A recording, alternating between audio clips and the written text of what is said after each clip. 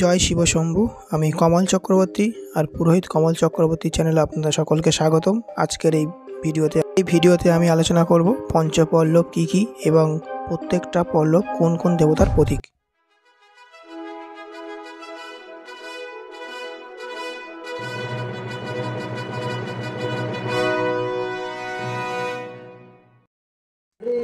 পঞ্চপল্লব সাধারণত দু ধরনের, একটা হচ্ছে পুরাণ মতে বা বৈদিক মতে, আর একটা হচ্ছে তন্ত্রোক্ত মতে। তন্ত্রোক্ত মতে নিয়ে আমি আলোচনা করব না আজকে।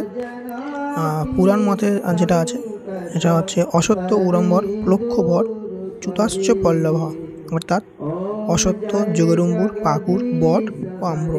এর মতান্তরও রয়েছে, মতান্তর নিয়ে আলোচনা করব না। এটা আমাদের সাধারণত ওই পঞ্চপল্লব। চলুন পঞ্চপল্লবগুলি দেখে নেওয়া যায়। পুরাণ মতে পঞ্চপল্লবের মধ্যে প্রথম রয়েছে অসত্য, অসত্যের মধ্যে রয়েছে রুদ্র।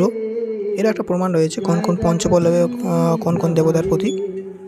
চূত্রপত্রে ভবেত লক্ষ্মী, উড়ম্বরে চ বিনায়ক, অসত্য চ ভবেত রুদ্র, প্লক্ষে ভাস্কর এবচ, বটে নারায়ণ নিত্যং, পল্লবে পঞ্চদেবতা।